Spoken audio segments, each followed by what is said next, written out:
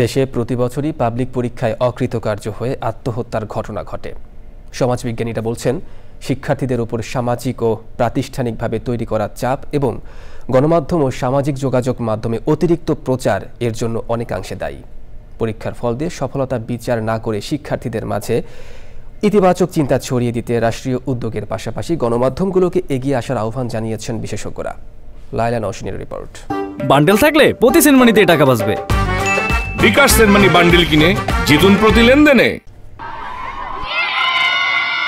SSC ও HSC পরীক্ষার ফল প্রকাশের পর প্রতি বছর গণমাধ্যমগুলোতে ফলাও করে প্রচার করা হয় সবচেয়ে ভালো ফল অর্জনকারী শিক্ষার্থীদের সফলতার খবর আর উচ্ছ্বাসের চিত্র। আর এরপরই আসে অকৃতকার্য শিক্ষার্থীদের খবর। সে খবর অকৃতকার্যতার কারণ নিয়ে নয়, বরং কাঙ্ক্ষিত ফল না পাওয়া অনেকের আত্মহনন নিয়ে। গত বছর এইচএসসি পরীক্ষার ফল প্রকাশের ৮ ঘণ্টার মধ্যে ৯ জন শিক্ষার্থী আত্মহত্যা করেছিল। এবছর এসএসসি পরীক্ষার ফল প্রকাশ হবে 10 জুলাই। ফল ঘোষণার অপেক্ষায় আছে ১৯ লাখ শিক্ষার্থী। পাবলিক পরীক্ষায় সাফল্য পেতে ব্যর্থ হয়ে শিক্ষার্থীদের আত্মহননের মতো ট্র্যাজেডির দায় আসলে কার?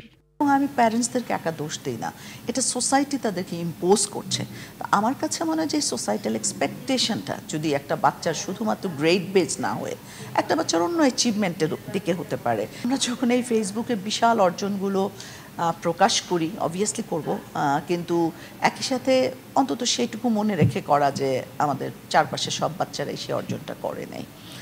তো তাদের প্যারেন্টসদেরকে আসলে মানসিক চাপটা তৈরি না করা, তাদের বাচ্চাদেরকে বলা so what, the world is big, আরো সামনে অনেক কিছু আছে, সেটা করো বাবা। সফল শিক্ষার্থীদের পাশাপাশি অকৃতকার্যদের পাশে রাষ্ট্র, শিক্ষা প্রতিষ্ঠান ও পরিবারকে সচেতনভাবে থাকার পরামর্শ দেন এই সমাজবিজ্ঞানী। সফলতার খবর প্রকাশে গণমাধ্যমকেও সতর্ক থাকার পরামর্শ দেন তিনি। এটা নিয়ে প্রচুর কাজ করা দরকার। একটা হচ্ছে একটা প্রপার সোশ্যাল মোটিভেশনাল প্রোগ্রাম তৈরি করা বাচ্চাদের জন্য। এটা ন্যাশনাল মিডিয়াতে যাবে, সোশ্যাল মিডিয়াগুলোতে যাবে, একাডেমিক ইনস্টিটিউশনগুলোতে যাবে, যে বাচ্চাদেরকে আমরা আগে থেকেই মোটিভেট করব, আগে থেকেই বোঝাবো। একটা খেলায় মানুষ হেরে যায় না, তো এটা হচ্ছে একটা গেমস, তুমি আজকে হেরে গেছো, আরেকদিন উইন করবে। শিক্ষা ব্যবস্থায় কাঠামোগত সংস্কার এনে সফলতার ধারণা পাল্টে দেওয়া এবং স্কুলগুলোতে শিক্ষার্থী ও অভিভাবকদের জন্য কাউন্সেলিংয়ের ব্যবস্থা রাখলে অকৃতকার্য শিক্ষার্থীদের আত্মহনন কমবে বলে আশা করেন বিশেষজ্ঞরা।